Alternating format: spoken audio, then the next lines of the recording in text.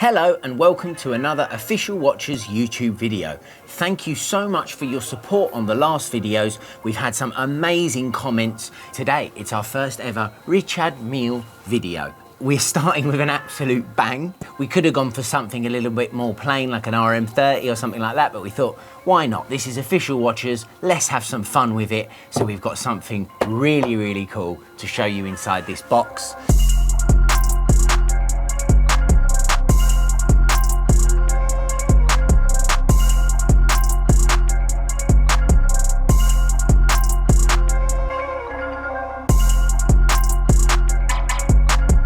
So, want to address something straight away. It's called a Richard Mille. So, when people call it a Richard Mille, it is not that, and that is not the case. He is a Richard Mille.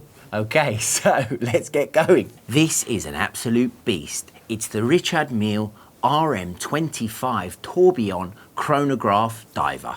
Richard Mille once said, "I am a victim of my own inability to compromise.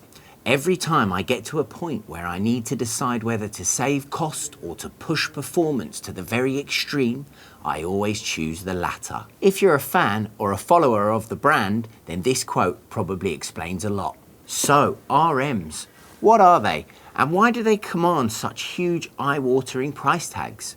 Well, when you start to look at them, feel them, it starts to make sense. You see, Richard Mille watches regularly are at the forefront of technology in the watch industry. They use materials nobody else is using.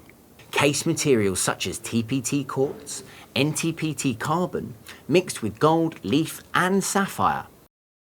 Love them or hate them, they are here to stay. And having made a few videos for you guys now, I am thinking that it's time to introduce with one of the absolute bad boy RMs and something that is completely different from usual Swiss watchmaking. This is one of Richard Mille's rare round watches, the other being the RM28, of which only at Official Watches could I be wearing the St. Bart's limited edition RM28. Normally, they tend to produce tonneau shaped cases, and I dare say the next RM video you see on our channel will be a tonneau. This is one of the first departures. The second is a whopping 300 meter water resistance compared to the usual 50 meters standard.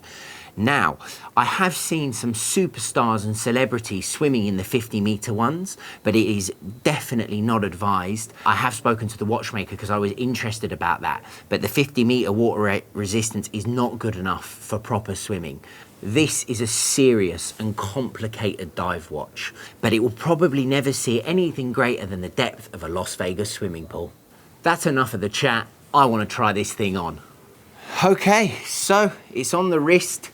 Wow, I mean, it's a mega watch. This, back in the day, is the kind of thing I would have called a wrist cannon.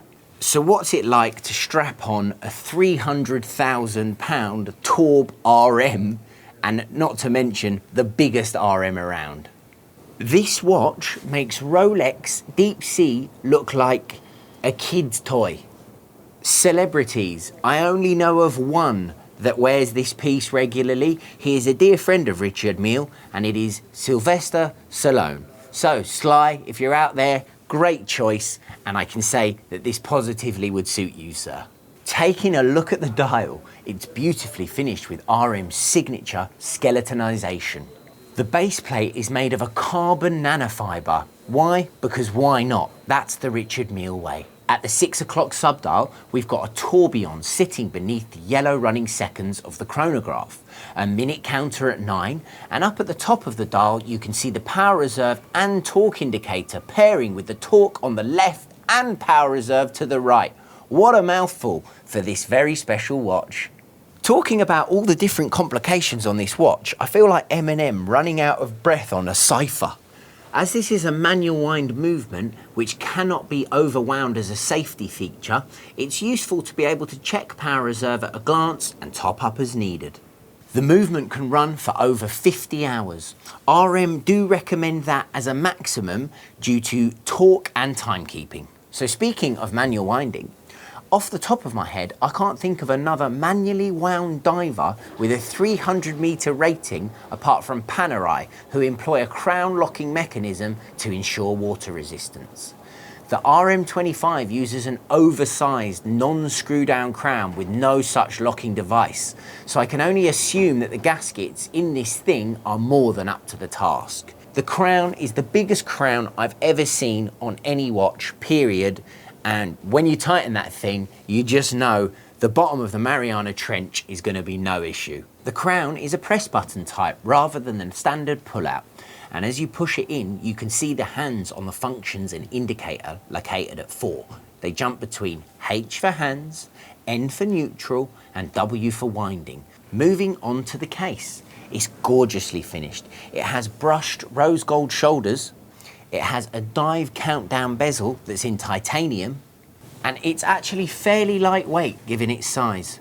The bezel is interesting here because it locks to prevent accidental rotation.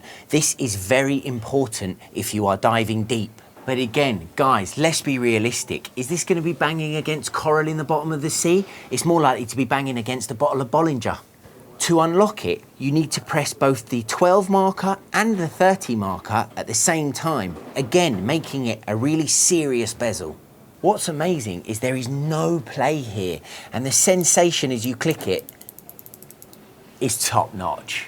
The strap is made from a substance called prowess, which is used in pharmaceutical and aerospace industries. Again, this is them setting the standard with new breakthrough materials on their watches. They're always reaching for more, they're always reaching higher, and people don't understand that about Richard Mille. Guys, thank you so much for joining me on our first Richard Mille video. This has been an absolute blast for me. I hope you've enjoyed it. Please do like, comment, share and subscribe, and we'll be bringing you some amazing new videos just next week.